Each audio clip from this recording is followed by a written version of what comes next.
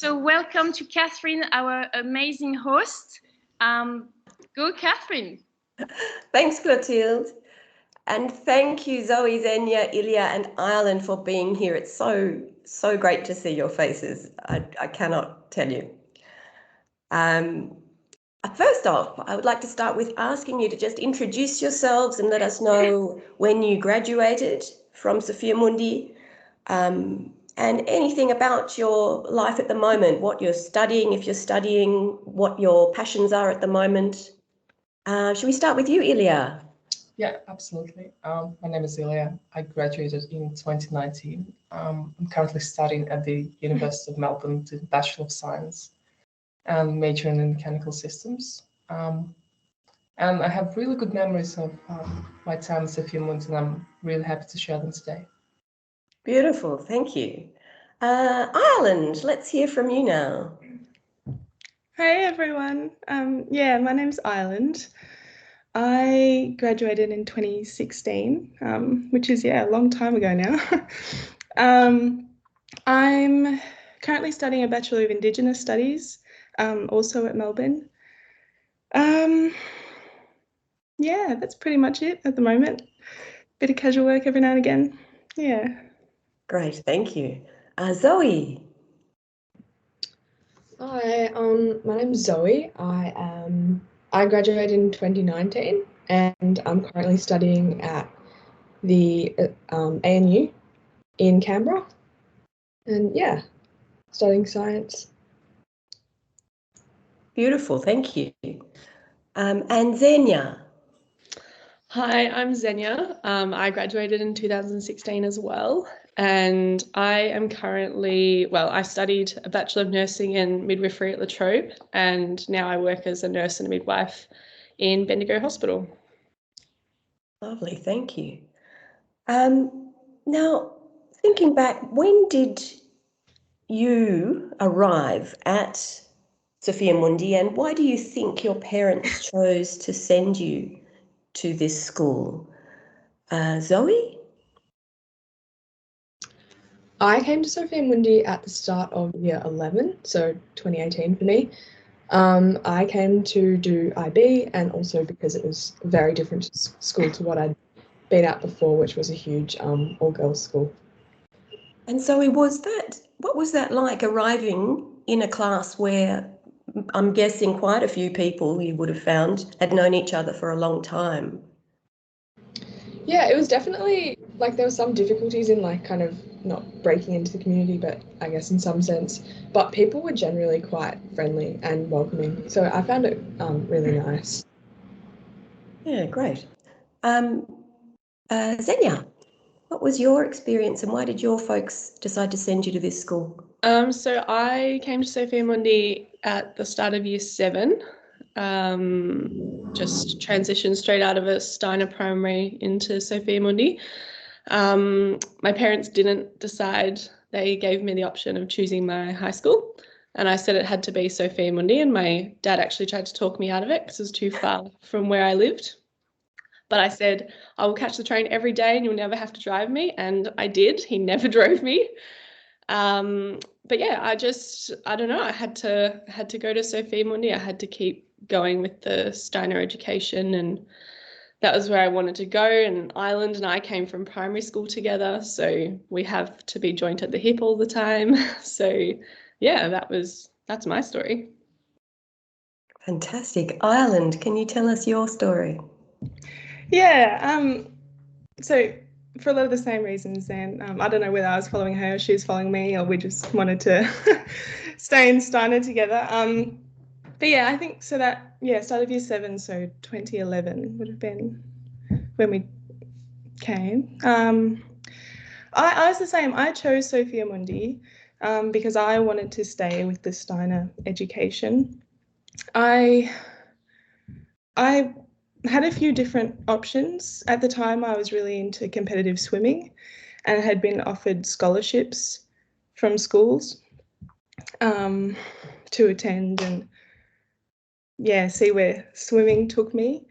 But like walking around these classrooms, I didn't feel anything, and they seemed really grey, and I saw my future, and I thought, I'm just going to be here doing school because of swimming. You know, I couldn't see myself getting anything out of it. And then we did orientation days and open days at Sophia Mundi, and that was it pretty much. All right. Lovely. Now, Ilya, your story is probably a little bit different. Yeah, it's a long story. I moved to Australia at the end of 2017. So I went to Sophia Mundi. I started in year 10, the last term of year 10. And then I loved it there, so I decided to continue my studies there and did IB, which I loved as well. I guess the reason why I chose Sophia Mundi was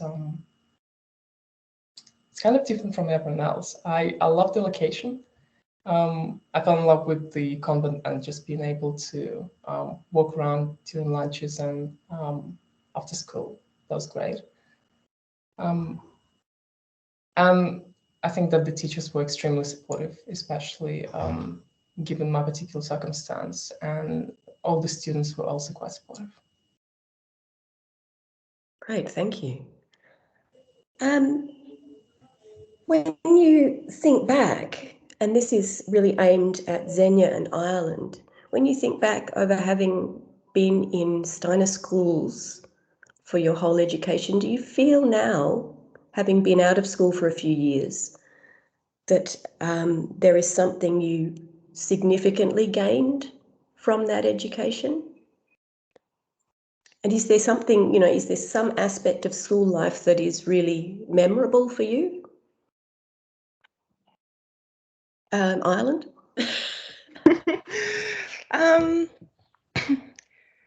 Yeah, I've really come to appreciate how holistic and connected to the natural Steiner education is, and it's something that has carried on with what I now want to do and what my passions are. And I also, I really appreciated the stories that Steiner education taught us, and that these are quite old stories, and I think my love of old stories, and now that I'm doing Indigenous studies, it's kind of just all developed from my Steiner education, and I can't disassociate myself from Steiner anymore. And yeah, it's me and I'm it. Yeah. That's an amazing statement. Can you just tell us what is the picture of what you want to pursue in the future? What I'd like to do, it might take me a while to get there, but is some kind of community liaison officer or Indigenous liaison officer, possibly within government, and just trying to make a better world or a better country at least. And yeah, if I can do anything with community, with with what this land really has to tell us and what it means to live here, I think I'd be doing something good. Thank you. Xenia, can you tell me about your reflections on Steiner education and what you feel you might have gained? Well, I actually started off my primary school education in a mainstream school before joining the Steiner school that Ireland was at, and I had a really poor attendance rate just because I didn't love where I was. And then once my mum changed me to Steiner school, I just went every day. So I think that I just gained some continuity in my education, which was good. But I think that I got that from just the patience that Steiner teachers have. I didn't have to conform to a curriculum anymore. I could learn maths the way that I learn maths. I could, they just know that kids learn differently and that sometimes they need different attention instead of trying to fit everyone into the same learning type. And so I just was able to go at my own pace, which was really, really important for me. So I think that that's what I gained, just continuity in my education and some patience from those adults around me. Great, thank you. And Ilya, can I turn to you now? Could you tell me, like, I'm not quite sure, when you finished year 10 here, did you have a clear picture that you wanted to do the IB? And if you, how did you make that decision? And what was it that appealed to you about it? To be honest, at the time I hadn't done my research, so I kind of thought that IB was a just weird name for the same sort of curriculum, but it ended up being a completely different thing. I guess the appeal of IB was that I could do the subjects that I chose. I didn't know whether public schools offered that. I'm pretty sure they do, but I just decided to do this particular subjects, and luckily enough, Sophia Mundi offered them. So physics, maths, Spanish, English literature. Yeah, I guess that was the main appeal for me. And also, Sophia Mundi had a pretty small cohort, and I came from a private school as well before that. So it just felt like a continuous sort of atmosphere of close-knit friendship group, which I loved. Yeah. Thank you. Zoe, how did you choose the IB? How did you make that decision? I was doing VCE beforehand, so I did a couple of VCE subjects before I came to Sophia Mundi and did the IB, which was a huge switch if you know anything about both of the two. They're very different.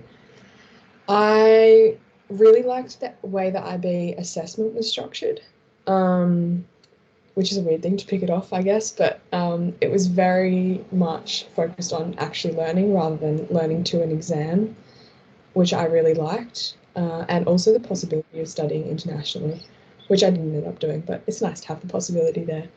There's still time. Yeah, we'll see. Great, thank you. Xenia, how did you go about choosing to do that? I can't really remember. It might have been just a reluctance in picking a new school and learning new people. But I do love a challenge. So that's all that I saw IB as.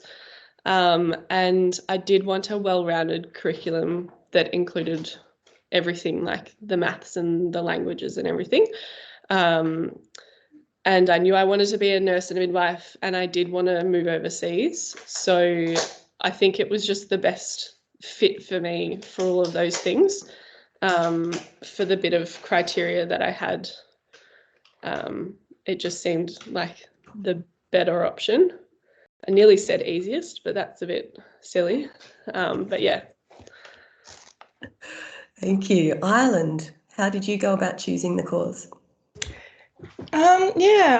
My mum actually knew a bit about it, and she'd been looking into it and got quite excited that Sophia Mundi was taking it on. I also liked that it had the international global aspect.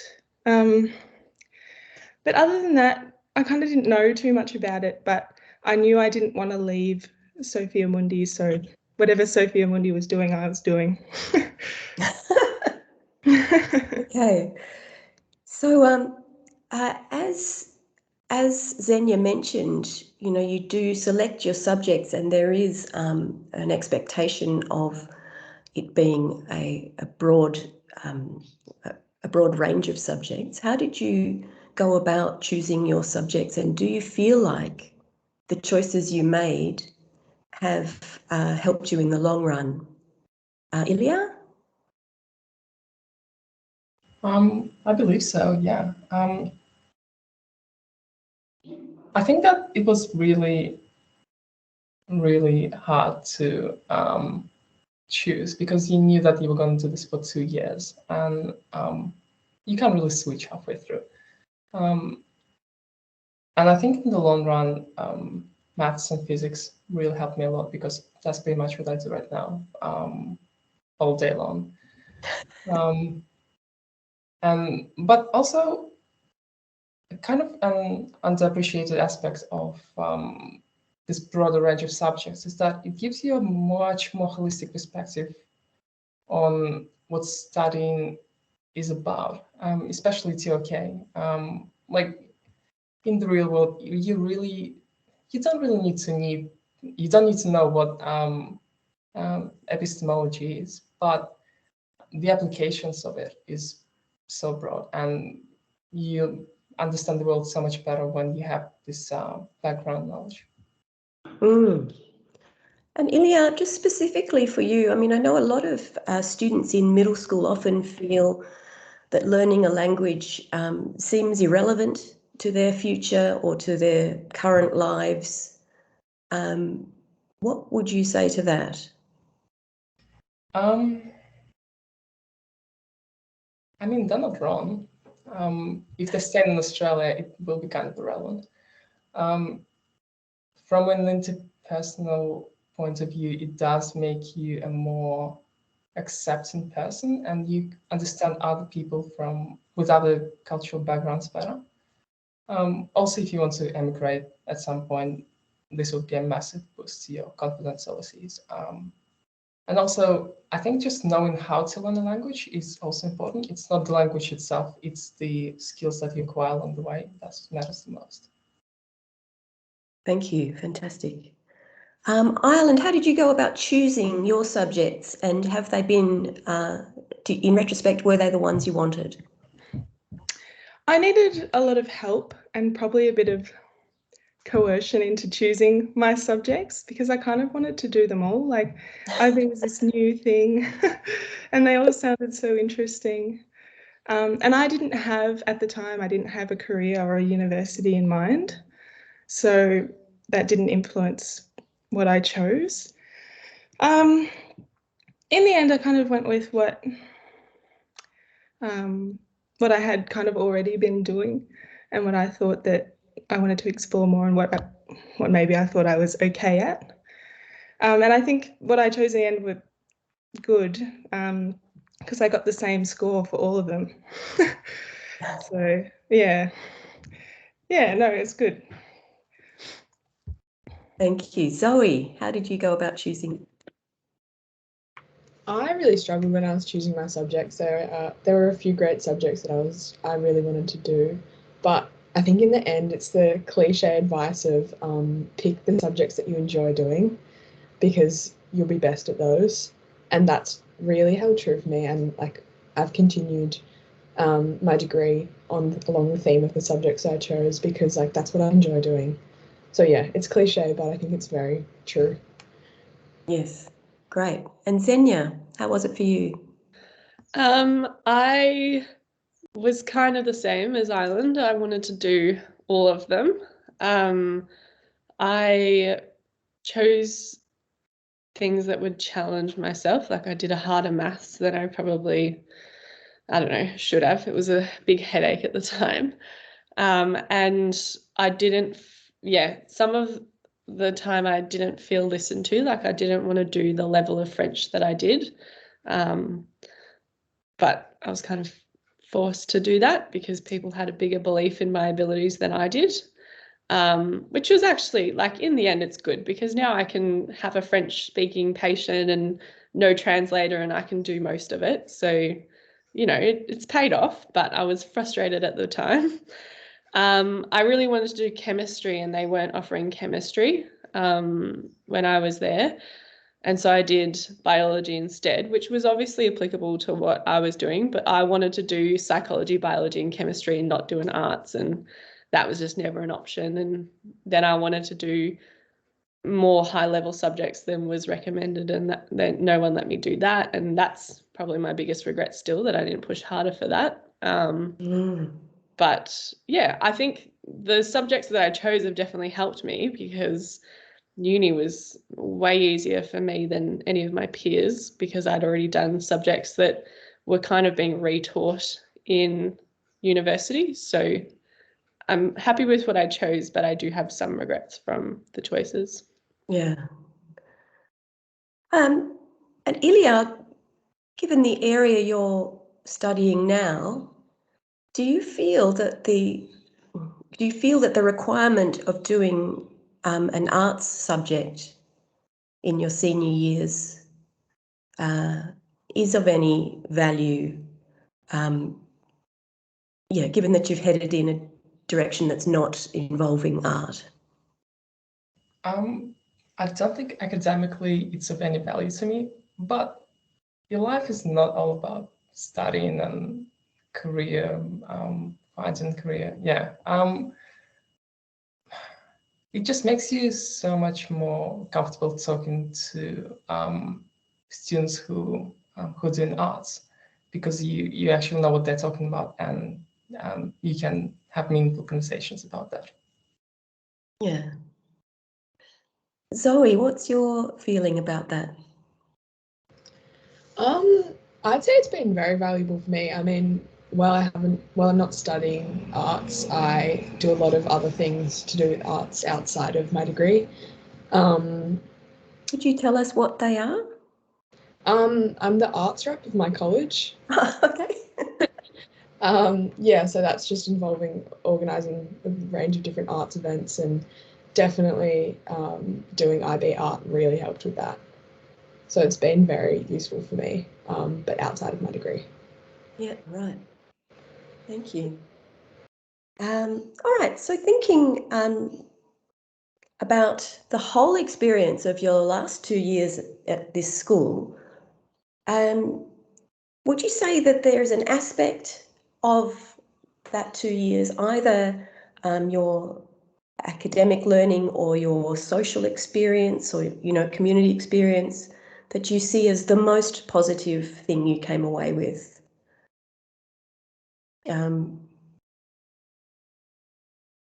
Xenia? I'm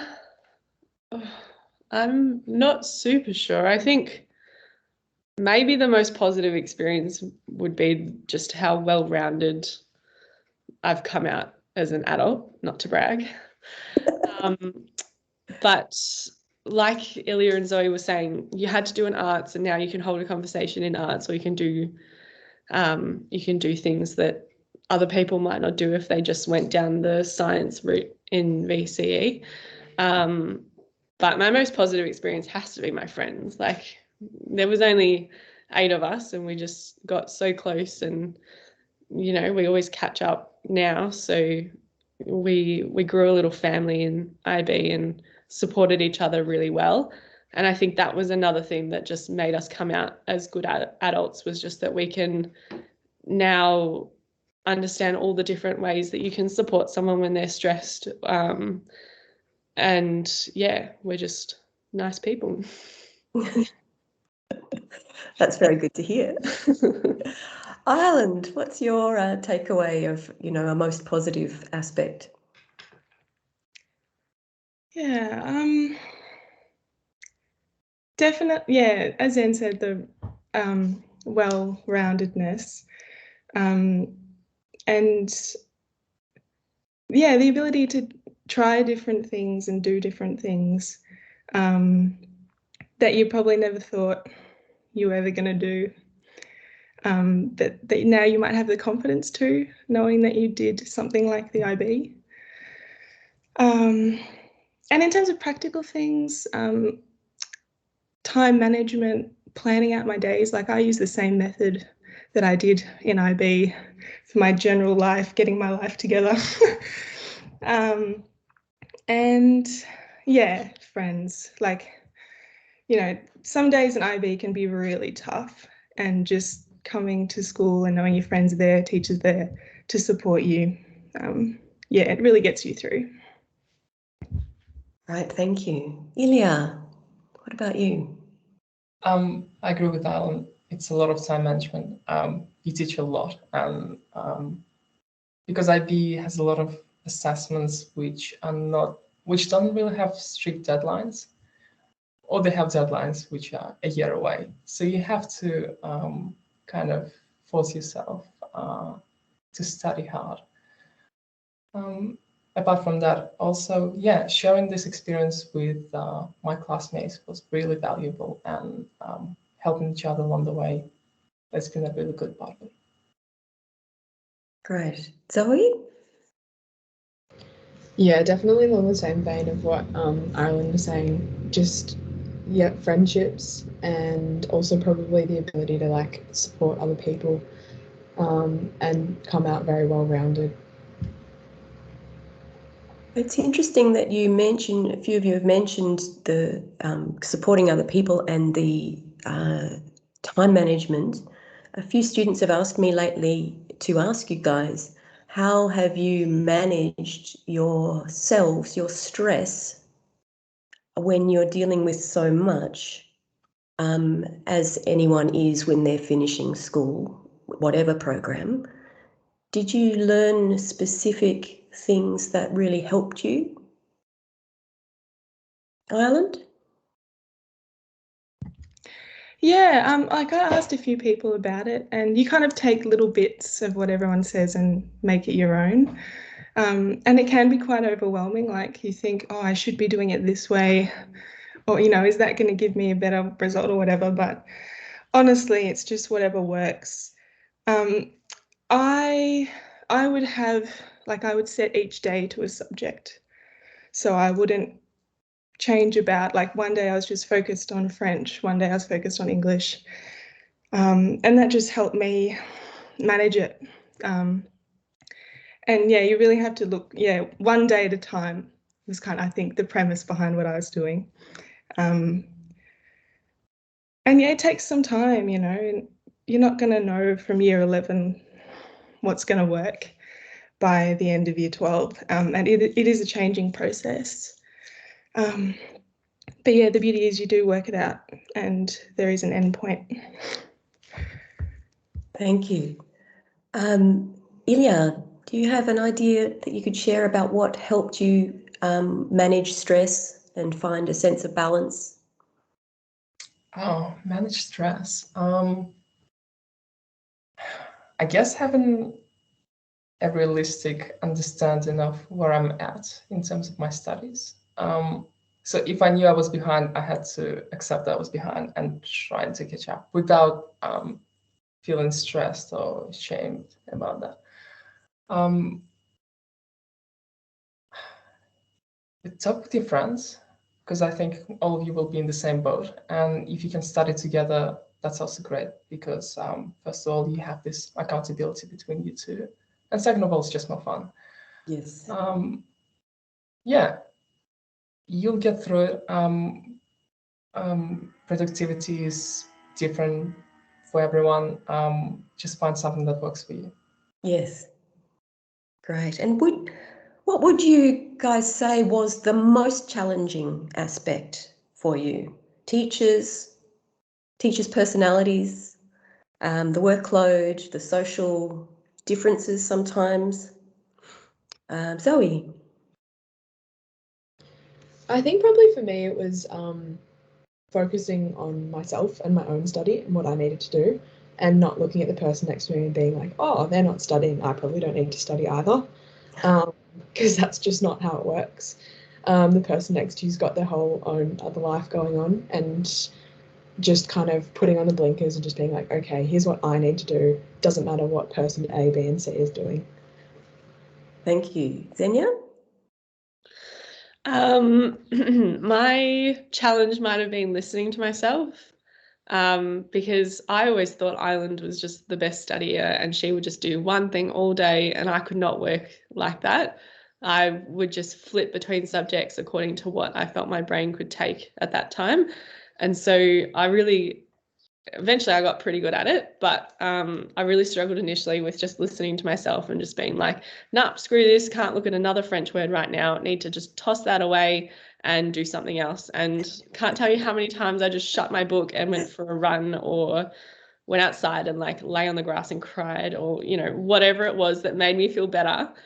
Yeah, I just had to listen to myself and what I needed. And I think that helped, especially going into uni. Great, thank you. Ireland? Yeah, I hadn't really there's kind of lots of different elements, but yeah, definitely that idea of comparing how you're going about it to someone else, and yeah, and listening to yourself too, like maybe you're not in the mood but you feel like you should do it, or you know, that looming pressure that you should probably get onto something right now, otherwise everything could fall apart, which is just, it's not true.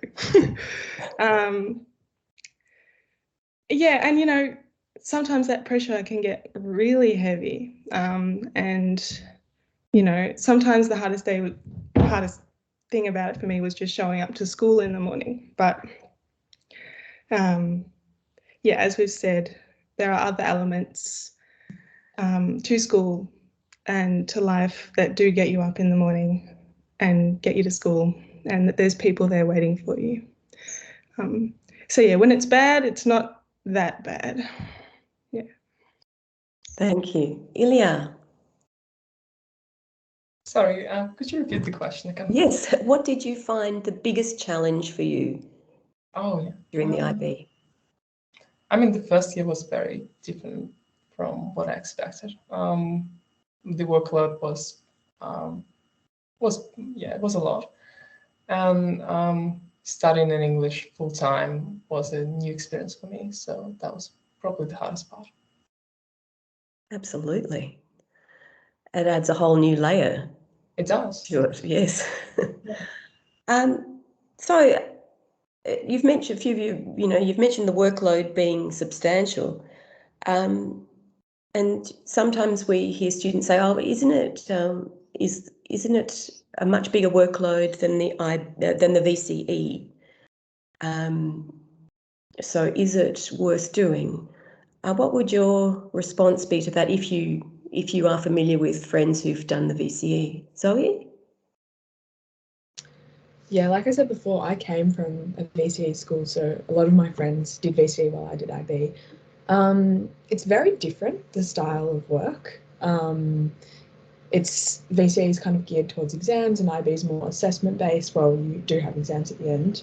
I would say IB has prepared me a lot more for like university studies. Knowing how to cite things is really underrated. Learn it now. Because a lot of people get to uni and just don't know what APA means or like how to cite things differently.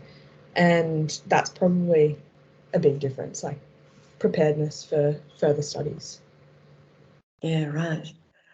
Xenia, have you got an impression of that? Yeah, my partner did VCE and we started dating in high school. So we were kind of studying alongside each other. I think the same as Zoe, like, God, referencing. I made notes for these answers, and referencing was the number one thing on my answer to this question. I knew how to APA reference when I went to uni, and that was just massive. They are just different. I think the workload in IB was a little bit more intense, but like we've all said, if you could just manage your time, then, you know, I didn't have to watch my partner have more free time than me or anything, because I could manage my day a bit better. And then when I got to uni, I could just kind of cruise through uni. Like, it was nothing compared to, it wasn't a culture shock to go to uni. It was just kind of a continuation of IB, or at times even less of a commitment than IB. But stress is all relevant. So, you know, you could be just as stressed doing VCE as you would be IB. So as long as you have good coping techniques and good ways to break yourself out of a funk, then you're going to find IB just as much of a good program as you might VCE. So, yeah. Great, thank you. Now, speaking of stress, which Xenia just mentioned, parents. Some people feel that their parents, when they're trying to be helpful, have some really great ways of being supportive. And other people think that their parents' efforts to be supportive are actually really unhelpful. can you think of what you found your parents' most supportive approach was, and perhaps their least supportive approach? Ireland? Yeah, yeah, Mum was funny. But yeah, so it's just my mum and I. I think because there was only the two of us, Mum was able to just let me work, and we pretty much did everything at my pace for 2 years. I can understand that that could be very different for bigger families, you know, got all your other kids doing all their own thing. But yeah, also, yeah, when I needed a cuddle, she gave me a cuddle. So even on that more emotional basis, parents can be supportive. In terms of least supportive, I don't know, I could get quite upset and cry a lot sometimes. And she's very practical, so she'd be like, Island, you know, crying doesn't solve your IB assessment. And yeah, it didn't help. I mean, she's right, but you know, sometimes you just need to cry, and that's when you just go for a walk and, well, yeah, tell Mum to leave you alone for a bit. Great, thank you. Zoe, how was it for you? I mean, I think I was really lucky. My mum was really supportive of me throughout IB. Something that she did that was really helpful and probably drove her a bit nutty was reading over my assignments, especially my extended essay. Because I mean, after typing all that, you make a few spelling mistakes or grammar mistakes, and you know, a few sentences will say something funny. But that was really helpful and definitely frustrated her, I think, at times after the 5th time of being asked to read it. But yeah, that was great, and I felt really lucky with the support I got. Terrific, thank you. Xenia? I don't actually remember my mum being any help at all. So I often just told her to leave me alone, and sometimes she did. And I wasn't very nice about it. But my dad was my savior. So I was like a 50-50 split between the time at my parents. But my dad taught me the importance of just having a day off from study. I felt like I just always, every minute that I was home, I had to be revising what I was learning at school. But often Dad would just be like, nah, pack up your stuff and let's go fishing. And we'd go fishing. And yeah, right, like in the middle of my exam study at the end of year 12, we went fishing quite a lot. And I remember trying to take my biology book fishing with me, and I was just, yeah. But like now I can just say, no, I need a day off. Like I cannot look at another note or, yeah. So it meant that I could plan my time out so that I could be more prepared, which then allowed me to have days off, because that was really important. You can't be in study mode all the time. Yes. So thank you for that. Looking back now to yourselves in year 10 or maybe even year 9, what would you tell yourselves, or what would you reassure yourselves or suggest to yourselves back in year 10 or year 9? Zoe? I would say the main thing is just like that you're going to get through it, and it will be over, and you'll come out the other end okay. And also, it doesn't I don't know if I should say that, but it doesn't really matter what you get, because I know that from my cohort, like some people were disappointed, but everyone got where they wanted to go, or got somewhere like more than what they wanted to go, if that makes sense. Like they kind of, their worldview kind of expanded a bit and they went somewhere else. But everyone got to where they wanted to go despite everything in the 2 years of IB. Thank you. Ilya? Zoe kind of stole my line. Yeah, you'll get through it. IB is just a stepping stone. If you just need to get the grades that will get you to the next level. And apart from that, just enjoy your time at Sophia Mundi if you decide to stay. Thank you. Ireland? Yeah, I think Ilya and Zoe have got it. And yeah, if you do IB and it doesn't work, there are, a multitude of other options. And there's no agenda, there's no timeline, you do everything when you're ready and when you're able to do it. And I think, yeah, looking after yourself. So yeah, if that means taking a break, having a day when you don't study, then it's better for you. So yeah, do what's better for you. Thank you. Xenia? Take a chill pill. For me, the school really did matter. I was not interested in taking another pathway to uni. This was the way I was going to do it. And if I failed, I was a failure. And I still maintain that that is my attitude. And IB was the difference between me getting into my degree or not, because I did not get the entry score into my degree. But because I did IB, I got a couple more. I was like a point off. And I got like 10 extra points just from the subjects that I chose and the fact that I did IB, which meant that I got into my degree. And that just meant everything. The fact that I chose to do that and did well, and yeah, the scores really mattered to me, and they still matter to me. So yeah, I wasn't interested in other pathways into my life. I wanted to just get into uni and get out and be working, and I am now, and not many hiccups along the road.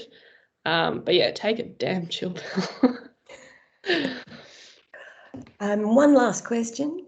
So we're coming up now to our Year 12's final day, and they'll be doing their beautiful farewell spiral. What was it like for you guys going through all the classrooms on your last day? I know Zoe and Ilya, you hadn't been through all the classrooms as a student, but what was it like on the last day for you being farewelled by everyone? Ireland? Yeah, that day is still one of my favourite days. I remember every minute of it. And I think this might be the biggest statement of the assembly, but if I had to go through IB again just to have this day, I would do it. It's, yeah, just so enriching. You feel so proud of yourself, so grateful for everyone and everything. Yeah, just, a really, really good day. Thank you. Ilya? Yeah, it was one of the best days in my life too. Very touching. Lots of great little gifts from younger kids. Are we talking about that, or are we talking about the? Yes. Yeah. Okay. Yeah. Yeah. I still have them in my little collection, and sometimes I look back at them and I remember this day, and yeah, it felt like I came a long way to now graduate, and I felt sad, but also excited that there's so much more ahead of me. Lovely, thank you. Zoe? Yeah, I mean, like you said, Catherine, I wasn't there the whole way through, but over the 2 years, you kind of start to know and recognize people in the year levels below you. And like saying goodbye to them and kind of concluding it that way was really nice. Like, it was really nice closure for IB. Yeah, really special day. Thank you. Xenia?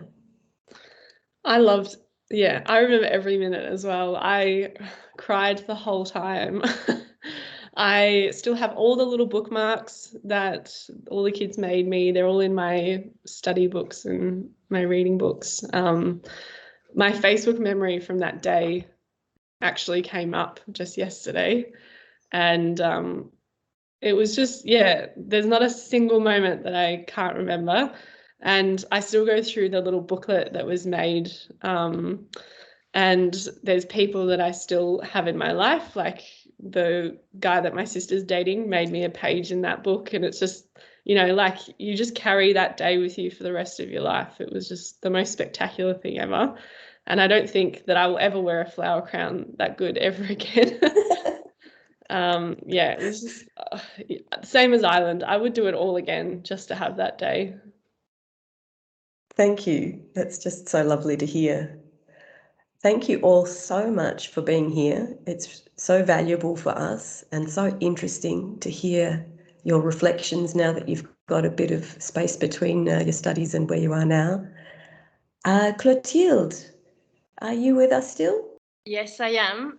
I was almost tearing when you shared the last moments. Thank you so much for sharing these jewels, this experience, and inspiring our students who went through 2 years of crazy time. And I think what you've been given this morning is hope and a vision and inspiration for the younger students. So thank you so much. Mm-hmm.